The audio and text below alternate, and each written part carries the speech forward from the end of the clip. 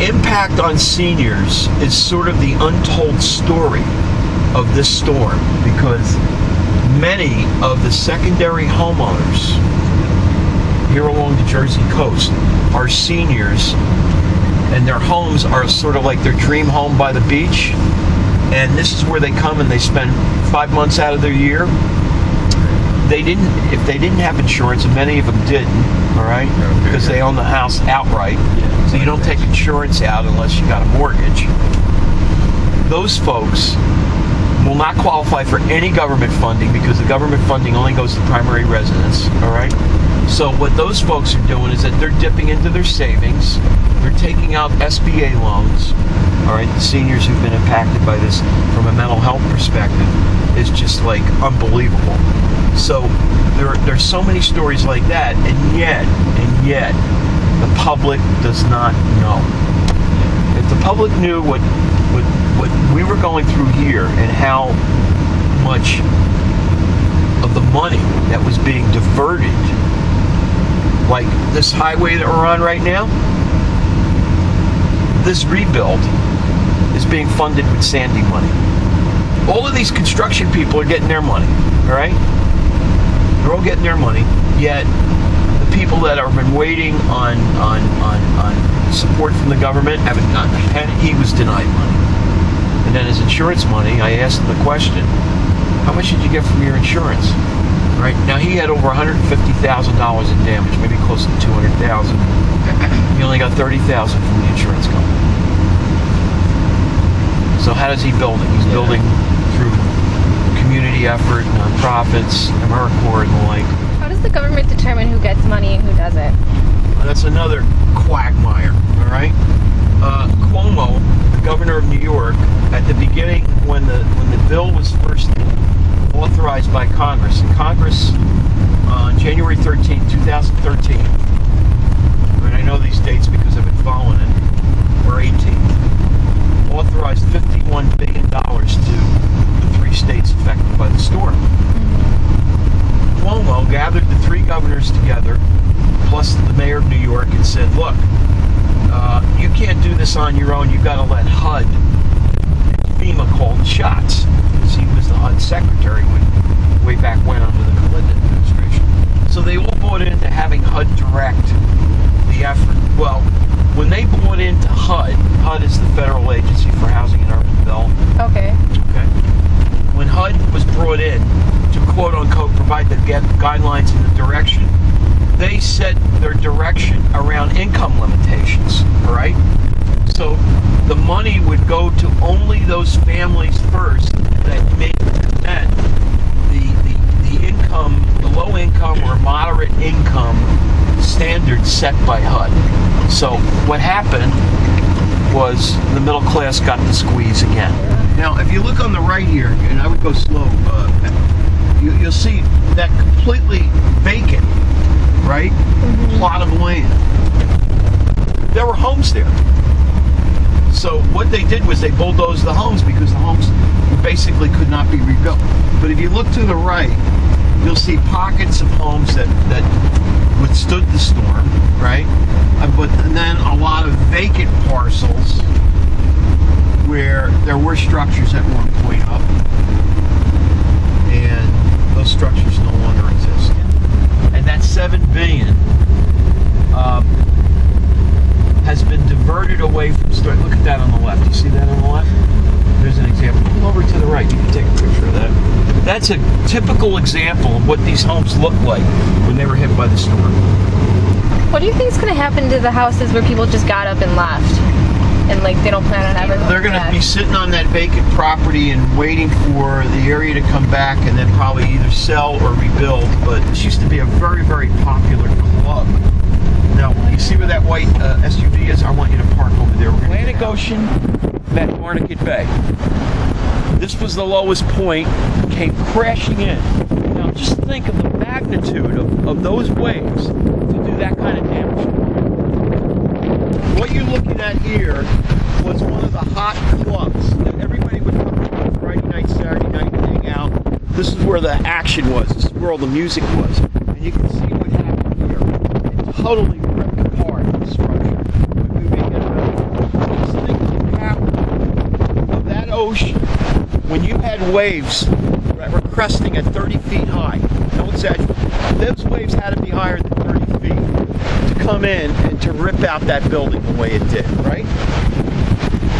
And what you're seeing here are almost like natural dunes that were the end result of the storm. Mother Nature took control again, kind of.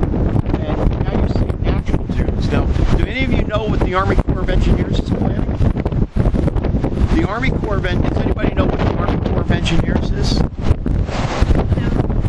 They're the Army Corps of Engineers is another agency of the federal government which is funded with federal money, and they come in and they do rebuilding efforts that relate to national disasters as it relates to the environment where you need engineering work done. So what the Army Corps is sort of like $6 billion. Now whether or not this is coming out of the $50 billion is a good question. They have a $6 billion project that's going to extend 60 miles from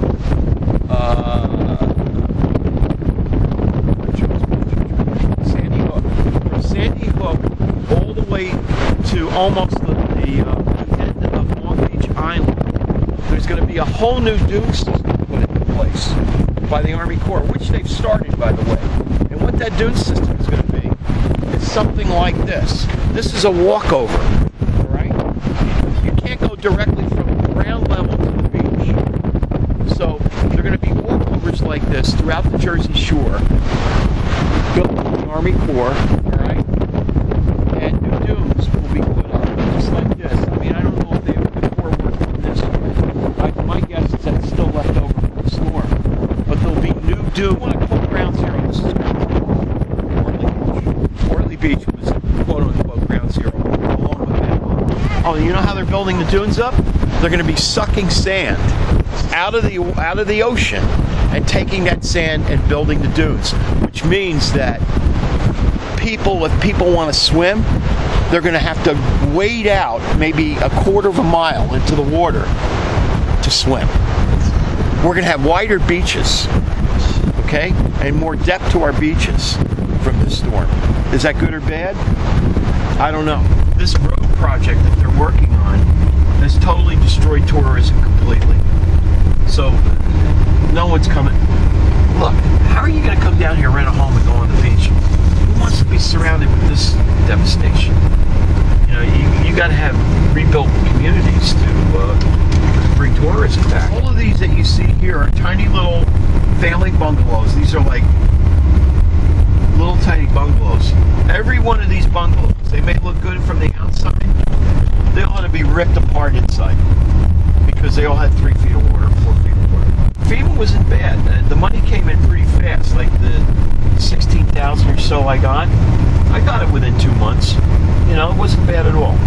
But this, when you've got over $200,000 worth of damage, right? What do you do with 16,000? You know, you've got to pick and choose how you're going to spend it, so that you spend it wisely and you get your home stored. But there's not much you can do with 16,000. But see, here are the pilings. See what it is? That's a new structure put on pilings. All of this here, there were homes there at one point. All right? You look on the left, you see that house directly across from us? They put that on pilings, concrete pilings, if you can see that. When we're coming back, you'll see more of that. So, as you go down 35 and we'll come back, you'll see a lot of these pilings going up, and they're driving these things down about 50 feet into the soil. All right, they're sturdy as hell. But the question remains, you know, and Chris brought this up to me, you know, you're driving it down into wet soil, into water. You know, I mean, sooner or later things are going to corrode. The bay is not even 300 yards off our left side. The bay met the ocean.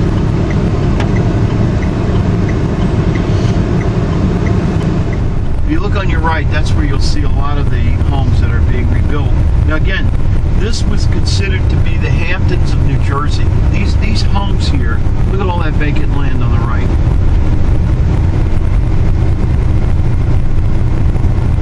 These homes were considered to be the Hamptons of New Jersey. We're talking old rich money.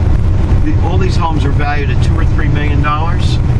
And a lot of these homes, the sad thing about these owners is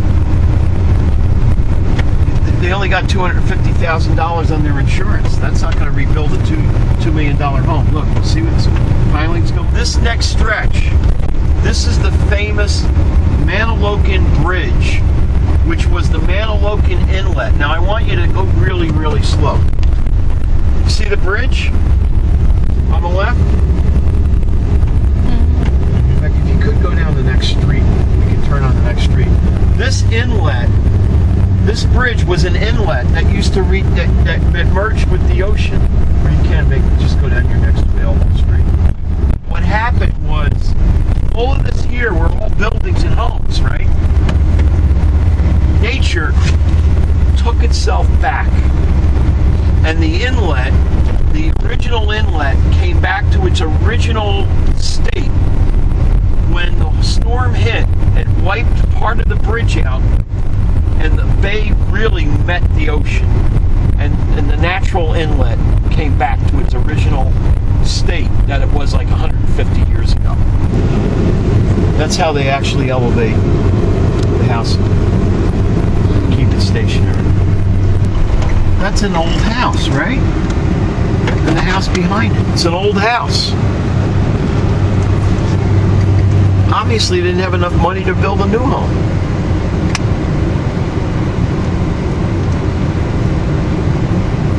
They're probably saying, I don't want to tear down my home. This home's been in my family for 50 years, whatever the reason was.